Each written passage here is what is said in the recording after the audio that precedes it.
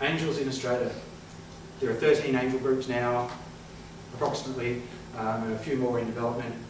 There are thousands of active angel investors in Australia. The vast majority of those, probably 90% or more, have no idea what they're doing is called angel investing, no idea that the term angel investor exists, or that it could be applied to them. Angel investing is a private activity. It consists of an individual taking their own money out of their pocket that they've earned somehow, that they could spend on their children, they could spend on their wife or their partner, they could spend on themselves, they could just put it in a bank at an interest. And for some reason, they go to one of these entrepreneur people. Entrepreneurs are people who society at large say are crazy. Why? Because if you're an entrepreneur, you're saying, I want to change the world somehow. I want to build an empire, I want to change the way people think, I want to change the way people buy, I want to change the world.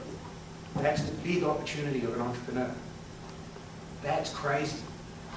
The people who take risks as entrepreneurs represent substantially less than 1% of the global population. A couple of years ago, they did DNA research and they claim you can actually get DNA markers for the people who are going to be entrepreneurs. I'm not so sure that's true, but it's an interesting proposition. So what that all means is that for somebody to take that money out of their pocket and give it to a crazy person, they have to be at least a little touched with craziness themselves.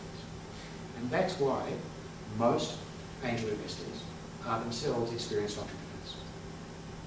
Those are the best angel investors because they know exactly what you're about to go through because they've been there themselves, usually more than once, maybe only once successfully, but that's part of the journey that we all go on. So in the 10-to-1 co-investment, I should just explain, so this is data done by the AAAI, the Australian Association of Angel Investors. Every year we survey those angels that we can find.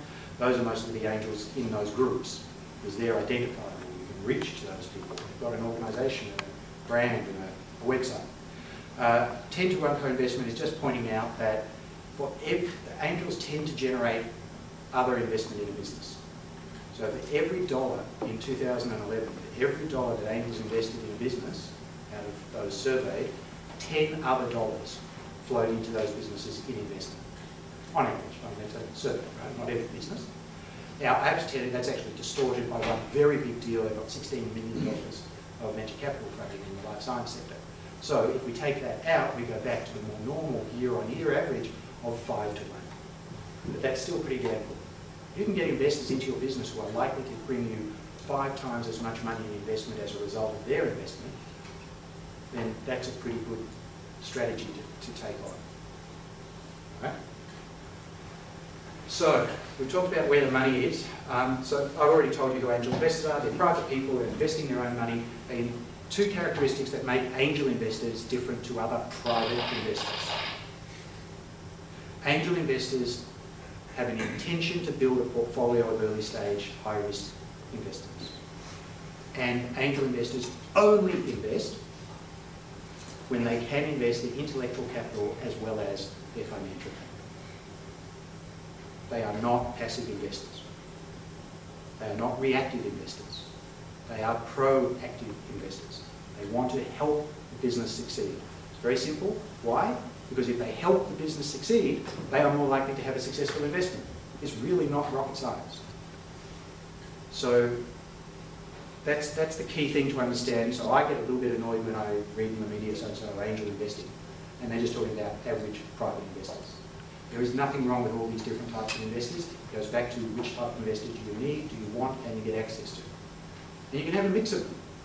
I have no problem with having passive investors pouring money into a company I've invested in. I'm happy to play with somebody else's money, but I'm not going to sit back on the sidelines and just leave it to the entrepreneur to figure out what to do. That's just not sensible. I have been down that road many times. That is the road of building a business. So a proactive investor is someone who says, hey, I know there's this great big pothole out there in the front, and you're going to hit it. You know what? It stretches from horizon to horizon. Every company has to deal with it. But I know it's there. And if we sit now and figure out how it's going to impact this company, we can plan on how to make it shallower, how to jump over it, or whatever metaphor you want to think about, but how to do it better, get less pain, move through it faster, and succeed faster than the guy who doesn't have that help, who is your competitor. Okay?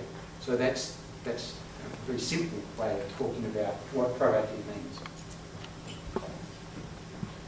Angel investing is usually the first external investor. So you get those family, friends and fools, they give you the money, you sort of get something done, you whip up a website, you whip up an app, whatever it is, you get a product design done, you think up a new services business, and then you need some other money. I should go back. There's only 2 reasons why I can't contribute intellectual capital. 1, I don't have it. So I don't invest in anything that requires clinical trials because I know that I don't know how to navigate that business path. It's not my area of expertise. So again, as I said earlier, investors tend to invest in what they know. The other reason you can't contribute intellectual capital is the entrepreneurial team will not receive it. So I meet lots of entrepreneurs who really don't want my nose poked in their business. They'd love to have my money, but they don't want my input. Well, that's okay. They need to go look for one of those passive investors. There's nothing wrong with them wanting that. They need to recognise what they're looking for and go look for the right investor. Okay? But an angel investor will look at those entrepreneurs and go, no. Because if they're going to take my money and then not listen to me, you don't have to do what I tell you to do, but you have to listen to what I have to say and make it part of your decision process. It is not about taking control of the business. If I wanted to do that, I don't have to give you the money. I can just go start another business. This is about backing the entrepreneur into their business and trying to give them better information, advantage, not about taking control. It's very important to understand that distinction. There's a lot of this debate about control. It's a furphy. If you're worried about control, if you're a control freak, don't take investors on board. That's my best advice. There's nothing wrong with being a control freak. A lot of us are, but don't take investors on board. These are just the other characteristics. So, like I said, build a portfolio of businesses, generally looking for businesses to offer their returns in 2 to 6 years. These are the answers to the questions I told you to ask earlier. Okay? Most exit by trade sales, almost no angel deals take on VC. That's true all over the world, including in California. Obviously, the ratio in California is a little bit higher, but it's still less than 1%. But the one most important thing that an investor should be doing for you is focusing on the exit. The exit is the return. The exit is something that most entrepreneurs have never had an experience of and aren't sure how to make happen. Good investors have been there before and can help with that, and also can stay focused on that as a strategic role while you're busy actually making the business worth exiting. Right? Exit is actually a non-trivial part of the business, and you should think about it from early on. Someone should think about it from early on. The entrepreneur should not be distracted with the exit until you've actually built the value. So again, this is more about just how people want to be rewarded. The bottom bit's the most important thing. Angels are individuals, so it does depend. Okay. As I said, everybody should have the process. Get rid of the animation for you. This is the basic concept of the process. All early stage investors have to go through these stages of the process. This timeline is roughly how long it would take if you were coming to Melbourne Angels. Other investors will have other timelines. But the steps are basically the same. So you should familiarise yourself with the steps so that you understand what to go through.